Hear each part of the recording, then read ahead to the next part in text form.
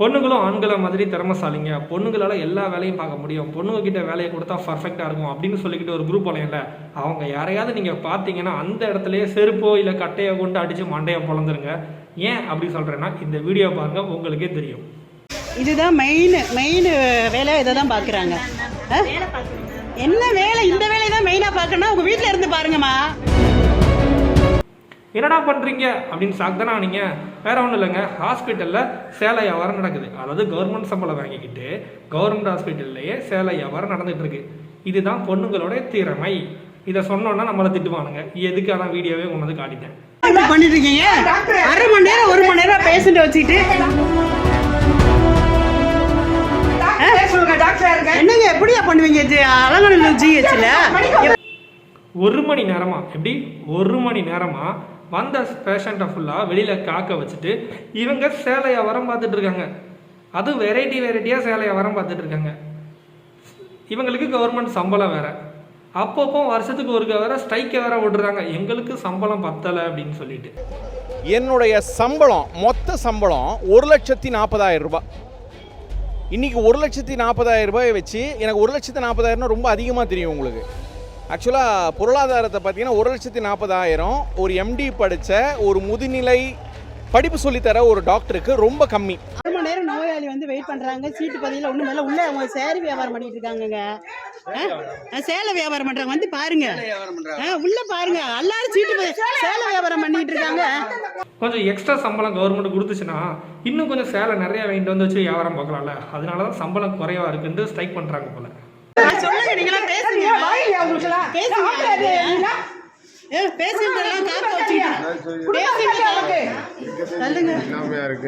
இந்த கூட்டத்தில் ஒரு லேடி ஒன்று சொன்னாங்க, நீங்கள்லாம் ஆம்பளைங்க தானே, யாராவது தட்டி கேட்குறீங்களான்ட்டு.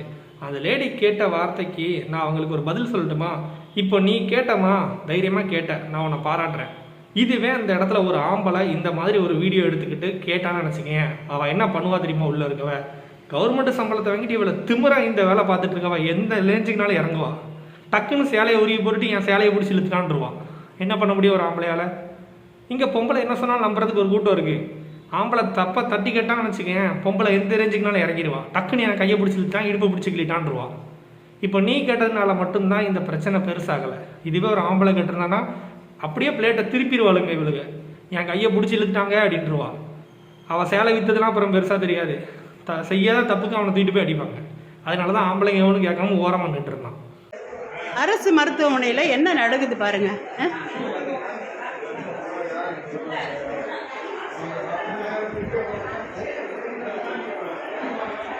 எப்படி இருக்கு பாருங்க. எங்கேயுமே யாருமே கிடையாது வேலை பார்க்குற இடத்துல. ஒரு இடத்துல கூட அவங்கவுங்க இடத்துல அவங்கவுங்க இது எல்லாமே சும்மா கிடக்கு பாருங்க. எப்படி ஒர்க் நடக்குது இங்கே பாருங்க. இந்த ஒரு இடம் இருக்குது, சீட் இருக்குது. எந்த இது இந்த சித்தா ஹாஸ்பிட்டல் உள்ள பாருங்க, ஒரு இடத்துல ஒருத்தன் கூட காணும். எல்லாம் எங்கே போனாங்கன்னே தெரில. சம்பளம் மட்டும் வாங்கிக்கிறாங்க போல, ஆள் ஒருத்தனே காணும். எல்லா இடமும் எம்டி ஆடாங்க. இது பேர் கவர்மெண்ட் ஹாஸ்பிட்டல். இவங்களுக்கு ஒரு சம்பளம் ஒரு கேடு. இதில் சம்பளம் பத்தலைன்னு வருஷத்துக்கு ஒருக்கா ஸ்ட்ரைக்கு வேற. நீ கேட்ட ஒவ்வொரு கேள்வி என்ன செருப்பால் அடிச்ச மாதிரி இருக்குடா. மாதிரி இல்ல, உண்மையிலே செருப்பால தான் அடிச்சது. அதாவது எவ்வளோ ஆண் படிச்சு வெளியே வரணும் அதே அளவுக்கு தான் பொண்ணுங்களும் படிச்சு வெளியே வராங்க. ஆனால் பொண்ணுங்களுக்கு மட்டும்தான் வேலை வாய்ப்பு அதிகமாக கிடைக்குது. காரணம் என்ன தெரியுமா? பொண்ணுங்க பொறுப்பாக வேலை பார்ப்பாங்களாம். அதை ஒரு காரணமாக வச்சுருக்காங்க. அந்த காலத்தில் உள்ள பொண்ணுங்கள்லாம் பொறுப்பாக வேலை பார்ப்பாங்க. இந்த காலத்தில் உள்ள பொண்ணுங்க வீட்டு வேலையை பார்க்க மாட்டேங்காளுங்க. சம்பளத்தை வாங்கிட்டு எப்படிடா ஆஃபீஸில் வேலை பார்ப்பாளுங்க. இப்படி தான் அனாதையாக கிடக்கும் ஹாஸ்பிட்டல்லாம். ஒருத்தி கூட இங்கே இல்லை. எவன் கூட சுத்தம் போனானே தெரியலை. பாருங்க, இதுதான் மெயின் வேலை. இதை தான் பார்க்குறாங்க. என்ன வேலை? இந்த வேலையை தான் மெயினாக பார்க்கணும். உங்கள் வீட்டில் இருந்து பாருங்கம்மா. இந்த வேலை தான் மெயினாக உங்களுக்கு வீட்டில் இருந்து பாருங்க. இந்த வேலை தான் மெயினாக பார்க்குறீங்கன்னா வீட்டில் இருந்து ஜவுளி வியாபாரம் பண்ண வேண்டியதானே. ஹலோ உங்களை தான். பொண்ணுங்களுக்கு சப்போர்ட் பிடிச்சி ஒரு கூட்டம் வருவீங்களே, நீங்கள் தான். இப்போ இதுக்கு என்ன சொல்கிறீங்க? கவர்மெண்ட் சம்பளத்தையும் வாங்கிட்டு ஹாஸ்பிட்டலுக்கு வந்த பேஷண்ட்டையும் வெளியே காக்க வச்சுட்டு சேலை வியாபாரம் பார்த்துருக்காங்கல்ல, இந்த பொண்ணுங்களை நீங்கள் என்ன சொல்ல போகிறீங்க? இப்போவும் தூக்கி தலையில் வச்சு தங்குன்னு நட போகிறீங்களா? பதில் சொல்லுங்கள். பொம்பளை பொட்டைங்களா நீங்கள் தான்டா, உங்களை தான் கேட்குறேன், பதில் சொல்லுங்கடா. இதுக்கு இடத்துல பொம்பளை பின்னாடி தொங்கிக்கிட்டே போவீங்கல்ல, இதுக்கு பதில் சொல்லுங்கள். அந்த 3 Idiots இப்ப பேச சொல்லு பங்கு. யோ, இப்பவாது 2 வார்த்தை பேசுங்கய்யா. பஞ்சாயத்து ஃபைனலுக்கு வந்துருச்சு, இன்னமும் பாயிண்ட் வரட்டும்ங்கிறீங்க. உண்மை என்ன தெரியுமா, இப்போ இருக்க பொண்ணுங்களுக்கு பொறுப்பே கிடையாது. சரியா? என்ன கேள்வி கேட்டாலும் பரவாயில்ல, அதான் உண்மை. எவளுக்கும் பொறுப்பு கிடையாது.